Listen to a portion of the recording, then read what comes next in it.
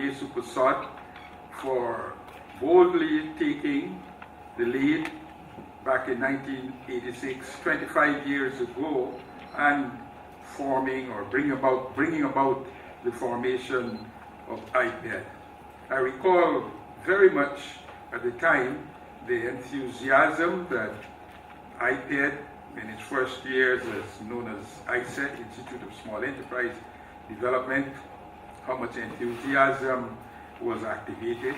I recall also the articles at that time in the Stabroek News on a number of small entrepreneurs who were finding their feet as the government of the day shifted from a desire, an apparent policy of creating an economy almost completely owned, directed, and controlled by the government. We of the People's Progressive Party Civic have continued in the change that was brought about by late President Desmond Hoyt, and we may have refined it even in certain respects. And we continue to stress the need to enthuse the initiative, the innovative and enterprising spirit that is latent in every one of our citizens, whether they be in the private sector, what's called the private sector, what they would call the public government sector. As we've heard just now from the representative of the United States government, talent is universal. We do not see a Guyana that is as prosperous as it could be without every single Guyanese giving play to the spirit of initiative, innovation, and enterprise that lies in each and every one of us. We would hasten to say, additionally, that there is a role for government. We do not subscribe to the view that there should be no government action. We could refer to the recent economic and financial crisis that has befallen the world at large, and some say still with us. And we could recall that there are many who said that the government should have been involved, even interfering, much earlier and much more deeply. There are many, many views on this, and there are even some who say the government should not have gotten in at all, should not even have bailed out the banks in the USA or so on.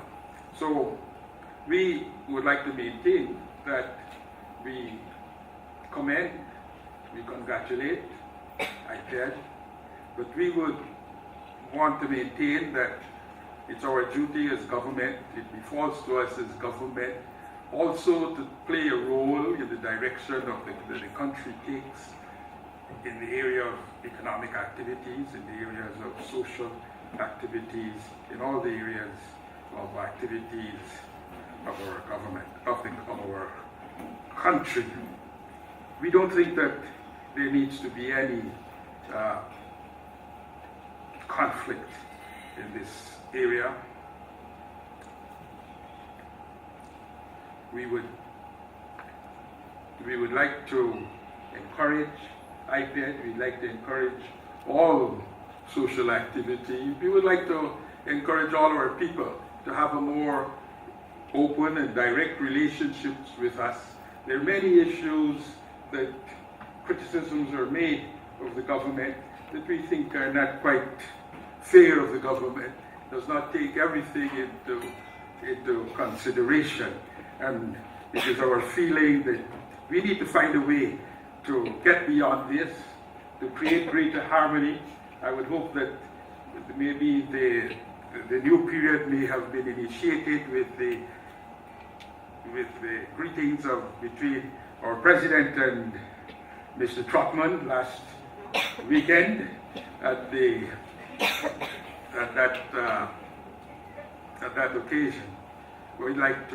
I'd like to also say, personally commend Dr. Yesu Prasad and all the persons who've been moving IPED along as we said there, that I've always been interested in its success. I think that it is a very important movement in our country.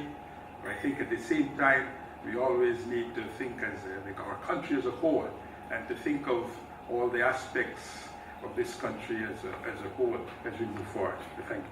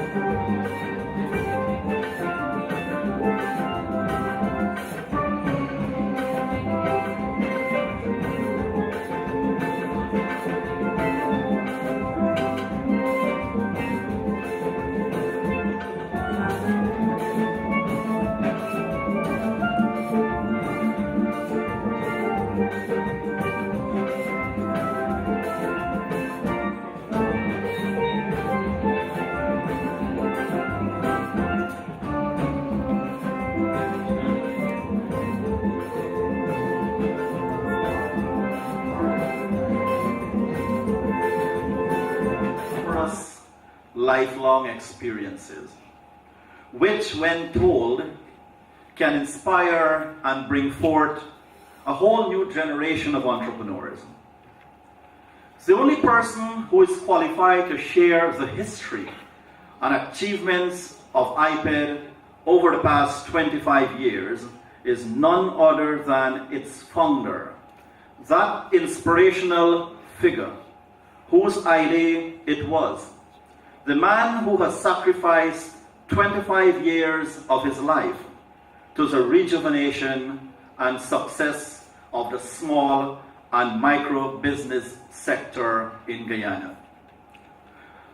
The pleasure is now mine to invite Dr. Yesu Prasad, Chairman of IPED, to share his experiences on IPED's history and achievements over the past 25 years. Dr. Prasad.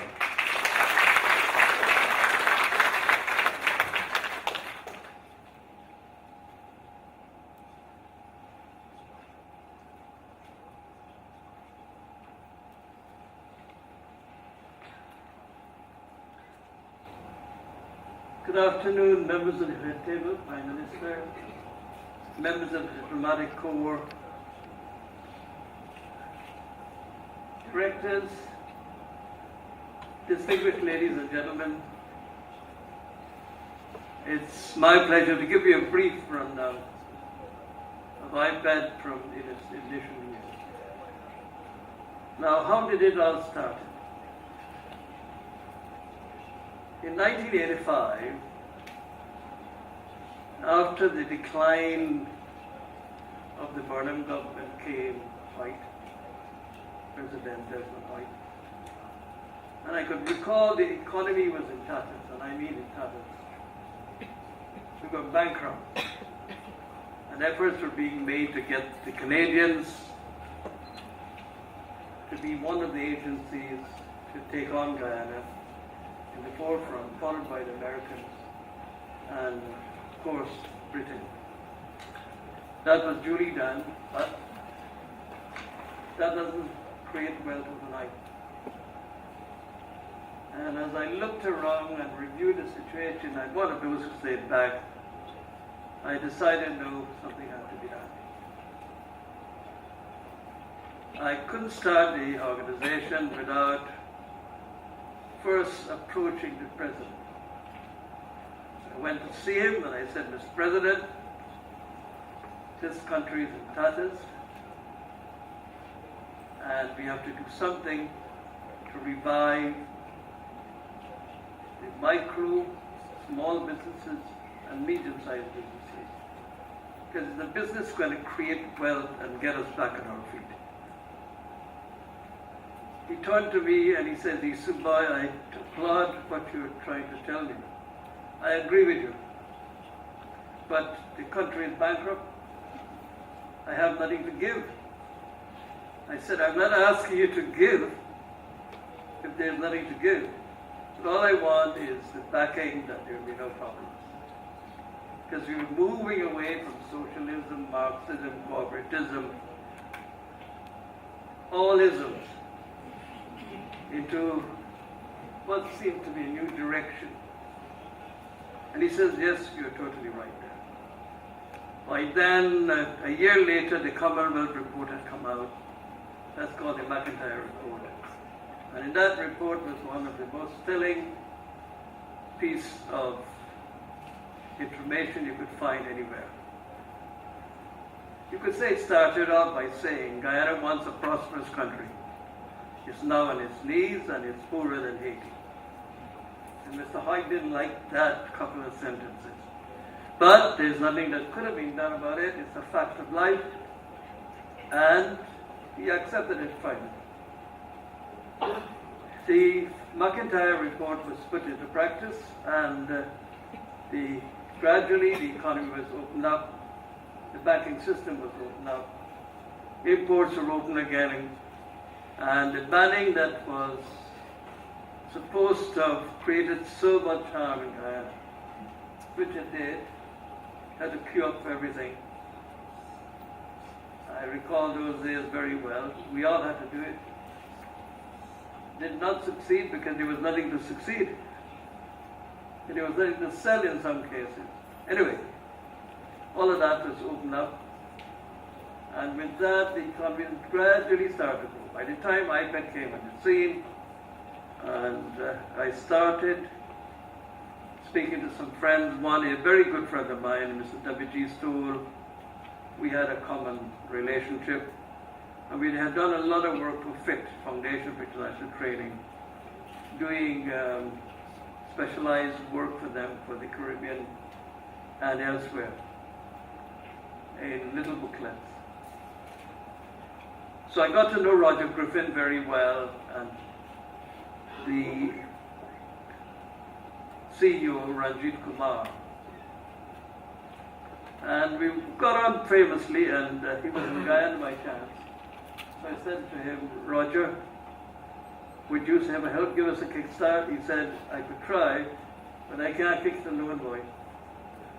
Anyway, he said when the time comes and it's ready, he's going to provide 2 consuls, because we'll need consuls. And I must talk to his boss, Ranjit, which I duly did. So there was a promise there. Then I made some other visits, and then I had agreed with Mr. Hoyt I'm going to launch the Institute with great fanfare at the Pegasus Hotel on the 10th of January 1986. It was duly done, and at that launching I got Mike Brassington to talk about taxation, etc. Some of the other people spoke. Roger Griffin spoke. Michael Cryer from PADF spoke, and a few others. Anyway, we were appealing for those who could give to get this thing started. We had pledges that morning of $149,000. All did not take place. But that was good enough. It was pledges.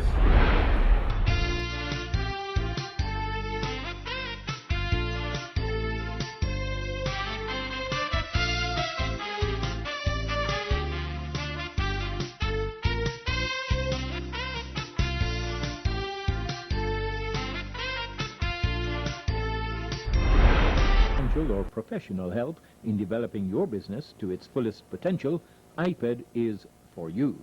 IPED's friendly staff works with you to help keep your business growing.